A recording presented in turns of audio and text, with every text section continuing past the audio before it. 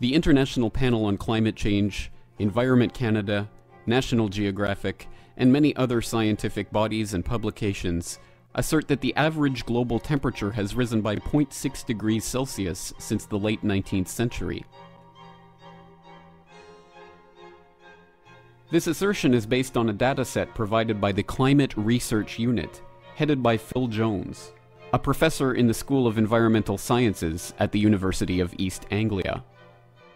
When asked by independent researcher Warwick Hughes for the raw data behind the dataset, Dr. Jones replied, "We have 25 or so years invested in the work. Why should I make the data available to you when your aim is to try and find something wrong with it?" Since then, Steve McIntyre also attempted to get the raw data from the UK Met Office, but his Freedom of Information request was denied, with the UK Met Office citing a secret non-disclosure agreement they had with Dr. Jones, the documentation for which they could no longer find. In Dangerous Deception, a recent article in the Canada Free Press, Dr. Tim Ball, a former climatology professor at the University of Winnipeg, explains why this lack of transparency is so worrying. Recently, the Corbett Report had a chance to talk to Dr. Tim Ball about transparency, intellectual honesty, and the climate change debate. If you're working in a lab or in a university and you're playing around with ideas and experiments and so on, there's always an academic or scientific responsibility that you have to be able to show your work and explain your work and so on. And in many cases that's not being fulfilled. I mean, the hockey stick where finally it was tested after how they done it was disclosed, saying, no, we can't, this is wrong. But when you go public and say, here's the results and this is the truth, then there's a social responsibility that kicks in. And unfortunately, and in some ways if the politician does it, that's fine, because the credibility of politicians is so low. And the public understand they're doing it for a political motive.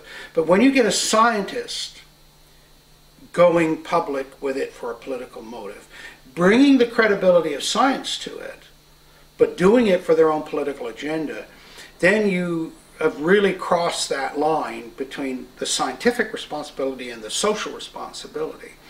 And in fact, I'm writing an article right now about a scientist. One of his pieces of information was that the world's warmed by 1 degree Fahrenheit or 0.6 degrees Celsius in the last 130 years. Well, he's refusing to disclose how he came up with that number.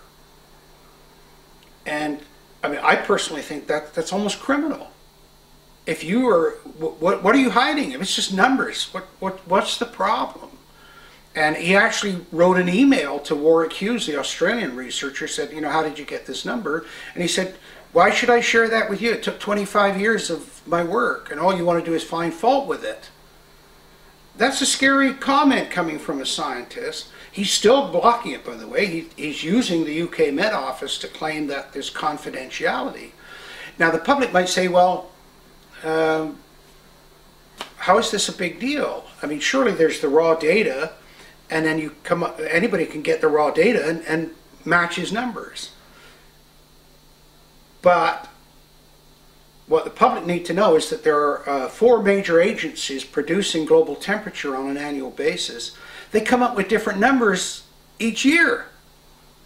And the number, I remember one year, it varied by 0.4 degrees Celsius. Well, if you're saying 0.6 in 100 years, and each year you're differing by 0.4, using the same data, well, the reason there's a difference is because you don't use the raw data. You adjust, you modify, manipulate the raw data. And of course, at what point are you doing it to get the result that you want? Well, if you're not willing to disclose how you came up with your number, the suspicion has to be, you cooked the books, fella. And I think if that number of 0.6, which is quoted everywhere, National Geographic have it on, the NOAA, the American National Oceanographic, they've on their website, Environment Canada used the number, and yet here the guy that produced it is not willing to explain how he got it. We got a serious problem on our hands, and of course what's interesting is nobody wants to come out and say you cooked the books. But what other explanation can you come up with for not disclosing that information? I mean, how could it be possibly secret or confidential? The difficulty is, and Tolstoy identified this 100 years ago, you know, that if you've made a career out of selling an idea and to your friends and to your colleagues and to the world, and then you've got to be the one that comes out and says, gee, you know what I told you, completely wrong.